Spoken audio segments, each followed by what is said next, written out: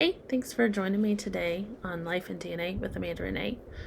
Today, I wanted to kind of go a different direction than I have been, um, and how I'm learning to let go of anger, um, painful feelings, uh, mostly just anger, actually.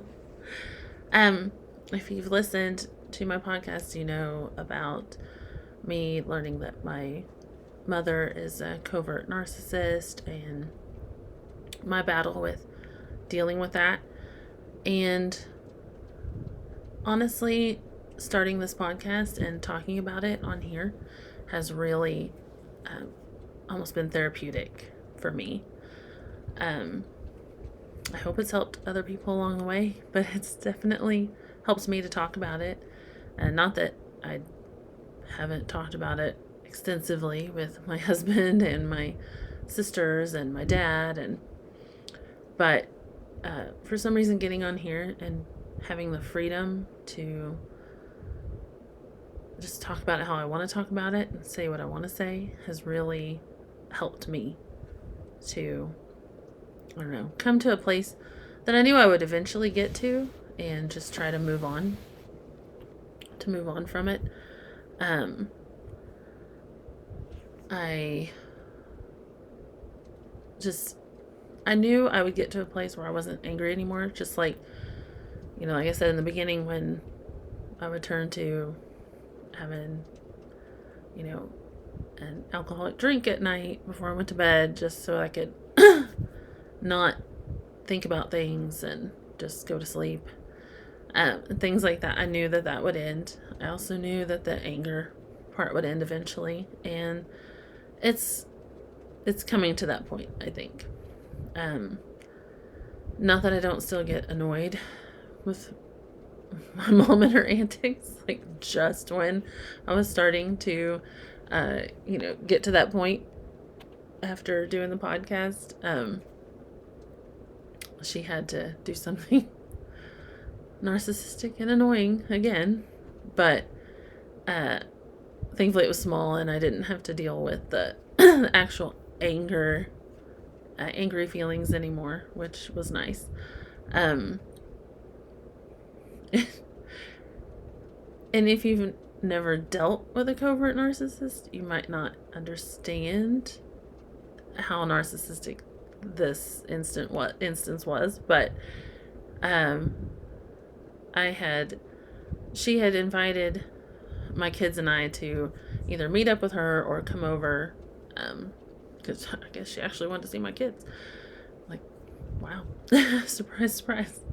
So we had been going back and forth, either the days that worked for her didn't work for me, or the ones that worked for me didn't work for her. We've been trying for 3 or 4 weeks now, trying to get a date scheduled. And one of these times when we're texting back and forth, she asked, are you going to, and then she put my niece's name, are you going up for her birthday? Implying something was going on for my niece's birthday. Well, I knew I hadn't heard from my sister. My niece is turning 17. She doesn't typically have parties that include, us and the younger kids anymore, which is understandable.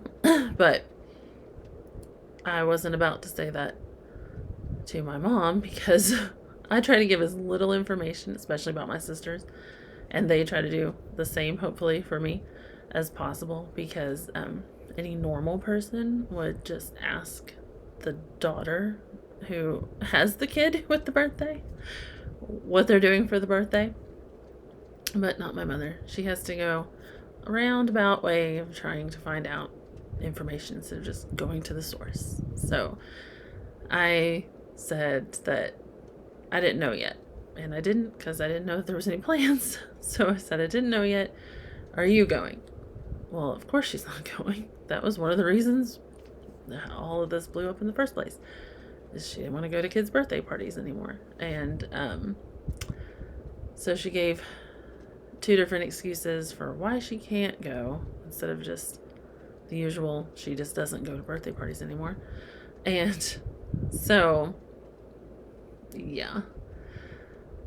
That was exhausting. So then after that text, I'm texting my sister. And it's like, are you doing something for her birthday? Mom's asking, like, there's something going on. Well, then my mom texts me and says, I don't even know if she's doing anything. Like, and I know that just sounds, oh, that's just annoying or something little. It's just one in a huge pile of annoying, narcissistic things that she does. So, anyway, thankfully, all that was just simply annoying and not, didn't like make me angry. Thankfully, I'm tired of feeling angry. Honestly, it's not good for me. It's not good for my health. It's not good for my kids. It's not good for my marriage. It's just not good. So I'm trying to let go of that. And right before I sat down to record this podcast, I follow a minister named Barry Bennett, and he had posted something on Facebook, but I wanted to read it on here because it was perfect for kind of what I've been processing mentally with dealing with all of this. But he said, you cannot live in the past and touch the future. You may have made mistakes and lost time, but you never lose God's love and grace for the future. You can start today. And I needed to hear that. I really did. Just, I feel like sometimes the past few years were kind of not necessarily robbed from me. I definitely feel like my entire childhood was robbed from me because I don't know it, I don't know what's real and what's not. I don't know what happened, what didn't. I can't trust my memories. I can't trust what she tells me. So I feel like a lot of that was lost, and I feel like a lot of the past few years were just spent ruminating over things and being angry. And I don't want to do it anymore. I'm ready to move on. I'm in that phase now. I want to move on from the phase that I was in. And so that's kind of what I wanted to talk about today. I just noticed with my health, when you're thinking negative thoughts all the time, I just found myself being very negative. Like, I come from a long line of negative, complaining, griping, nitpicking people. And I found myself being extra that all the time. And I'm ready to put that aside. I haven't always been that way, or at least not vocalized it as much as I have recently. And, it's not what I want to pass on to my kids. It's not what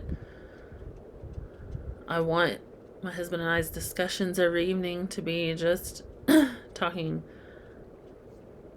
negatively about this situation or that person or this thing. I want to be more positive, and I want to complain less and be thankful more. And so that is, kind of where I'm at with that. And so I want to start doing things to put me in a better mental space.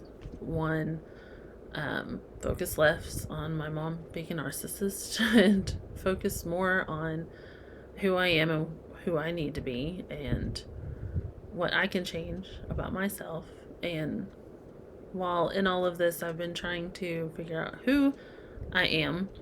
I have realized that the way I've been the past couple years with being negative and complaining isn't who I want to be. And I believe that a lot of that is learned behavior and bad habits, and I want to put them aside now and just move forward and be positive and happy, which I used to be at one point. And I think my kids will do better. I think my relationship with my kids will do better. I think my relationship with my husband will do better. My relationship with anyone else in life will do better.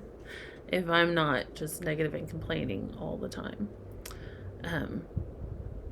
And I also hope that it impacts my health in a positive way, because your thoughts, where your mind goes, your body will follow, and I'd like to be in a positive space. Now,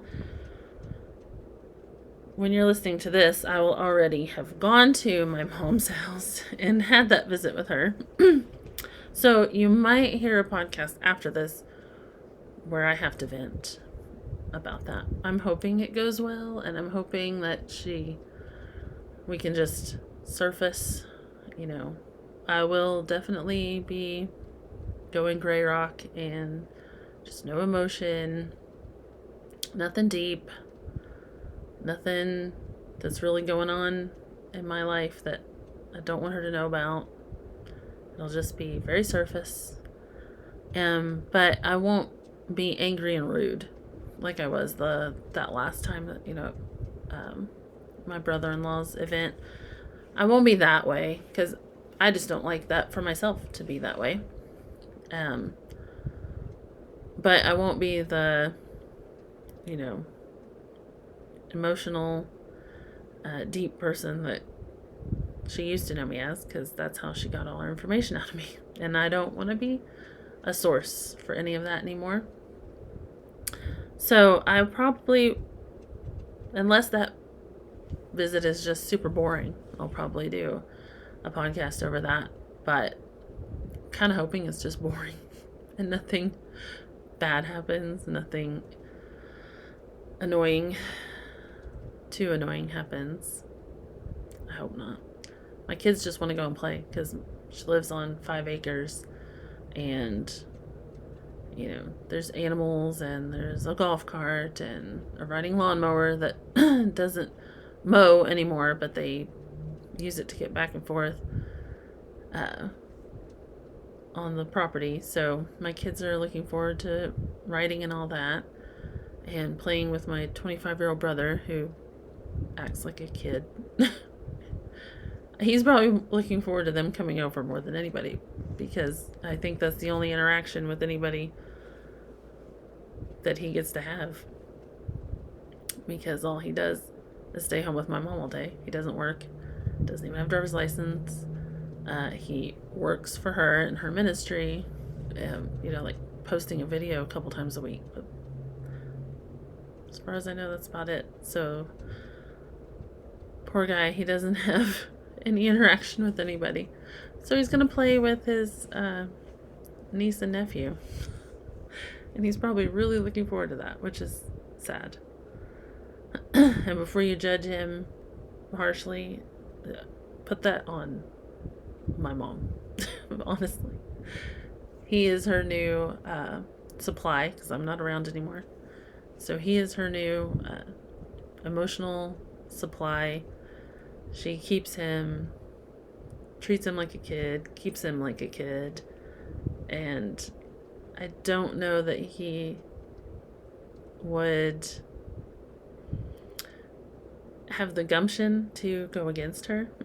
And honestly, if he did, my stepdad and my other brother would probably fight him on it too. So yeah, don't judge him on it. I don't think that he has the mental or emotional maturity or experience. She homeschooled them, and don't get me wrong, because I homeschool, but my kids are not like sheltered and kept away from everyone. They're not at all, and have very good social skills. But my brothers, that's a different story. My mom let them play with one certain family, and that was basically it. They had some online friends, which I don't agree with, but that was about all that they had. So yeah, I don't think that he could make it out in the real world if he even wanted to at this point. Not without a lot of help, because she's just kind of kept him, as her little kid, and convinced him that that's what he wants. He doesn't even act like he wants to get married and have kids and stuff like my other brother does. So, yeah.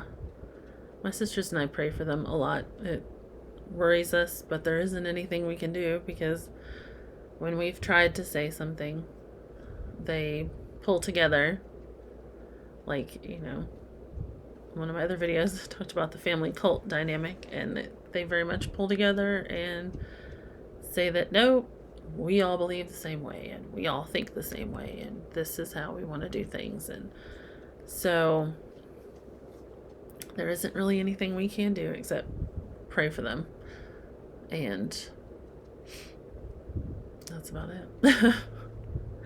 So, yeah, I'm ready to move forward, like that quote said. If I'm stuck in the past, I can't move forward, and I'm ready to move forward. And so I'm hoping to have some more positive and uplifting podcasts in the future, and not so depressing and just focused on, narcissism and the effects that that's had on me. I want to move forward and push past that. Otherwise, she still has control over my life, and I refuse to let that happen anymore. And so, yeah, I'm taking back control, and I want to be a more positive person. It's going to be hard because I have established this habit pretty well. Even today, I was complaining about something, and the whole time I was texting my husband about it, I was like, you wanted to stop doing this. You need to stop doing this. And, yeah, but I didn't stop. But I'm trying. I have been doing a little better. And I wanted to keep doing a lot better. But yeah, that's a difficult one to break, I think. But I want to be more positive, and also rely on God more during all of this, especially with my mom being a preacher and, having been in her church for so long. It's really hard. Not that I don't have a relationship. I have my own relationship with God, and I have a strong relationship with God. I've just felt like the past few years, because I don't want to be associated with her or be like her in any way, and I don't want anyone else to perceive me as being like her, that I've kind of almost been holding God at arm's length. Like, just, I'll pray to you, I'll talk to you, I love you, but I'm not ready to go very deep right now. And I think I'm to the point where I want to go deeper again. I had a really strong relationship with God for a long time, and I don't know, after the whole thing with my mom, it was almost like a mini rebellion that I went through, feels like. And I'm ready to put that aside and draw closer to him. I think I want to be a good example for my kids, and while I teach them biblically and I, teach at church and all of that, my heart has been, I don't want to say hardened, but it's just like I've been keeping him at arm's length, and I've felt that for a long time, and I'm ready to move out of that and let him in more again, I think, because I really don't think there's any way that I would end up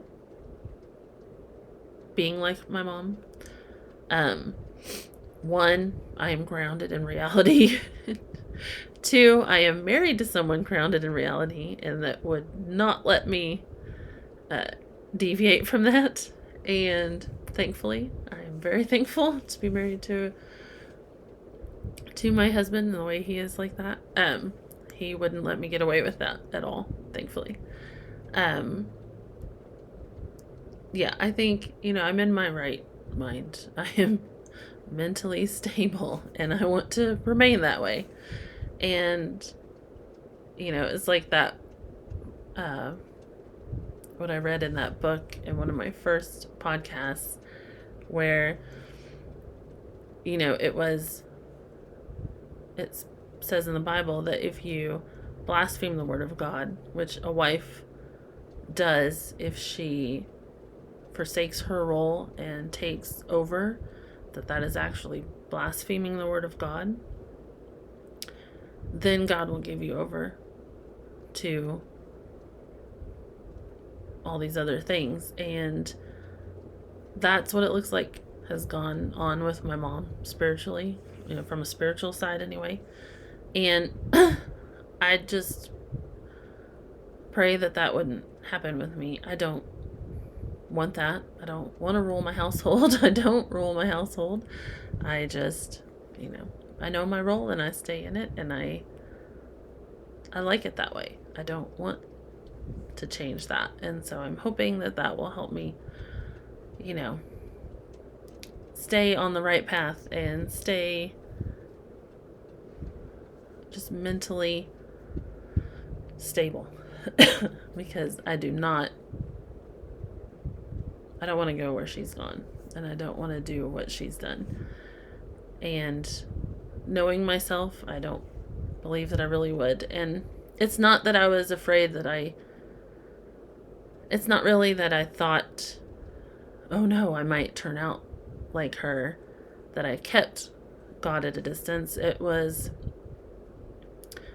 I don't know, I just really didn't want to sound like her. I didn't want to come off like her. And, unfortunately, I think that she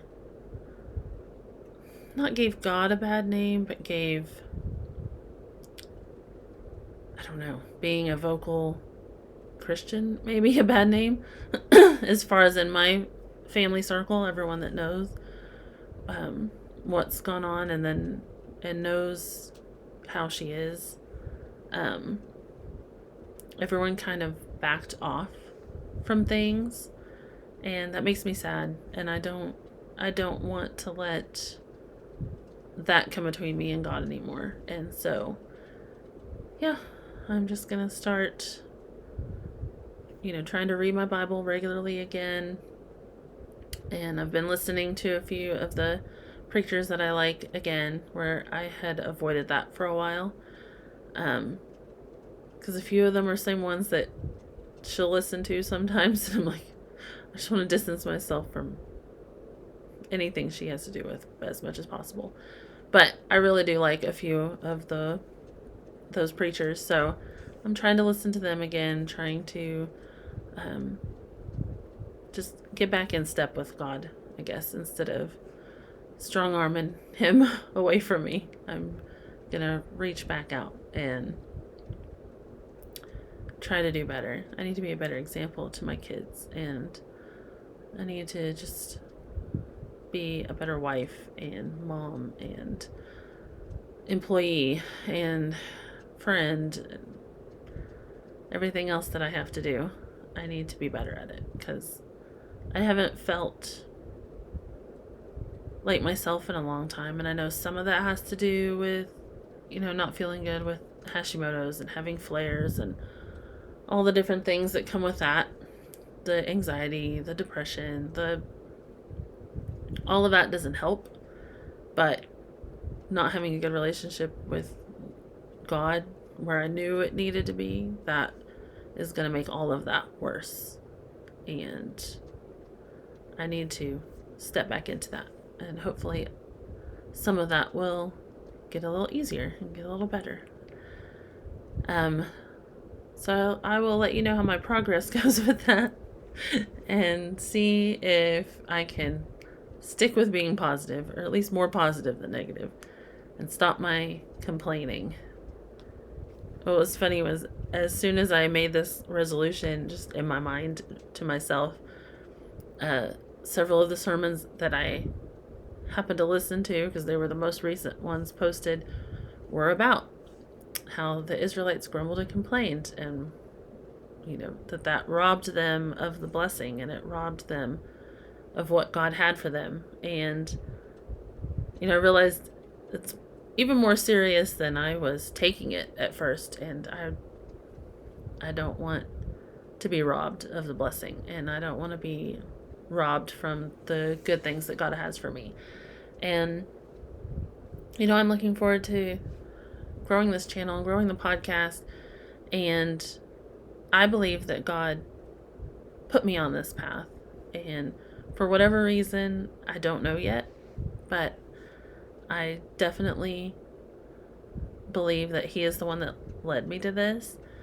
And even though I can't see exactly why yet, I am gonna stick with it, and I'm going to trust Him that He's gonna guide me and direct me.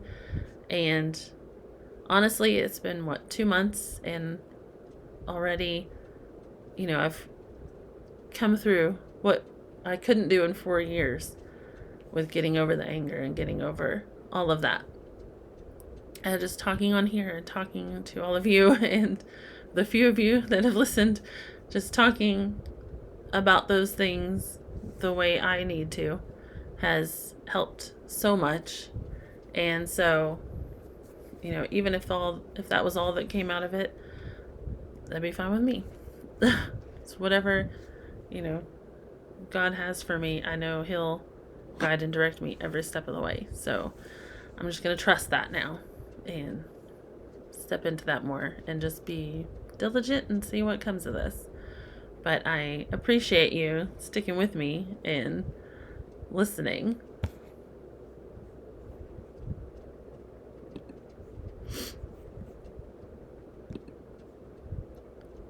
So, thank you for joining me on Life and DNA with Amanda Renee. Don't forget, if you liked this episode, to hit the like button and hit the subscribe button. Hit the notification bell if you want to know when I'm going to have a new episode. And I will see you next Tuesday. Bye.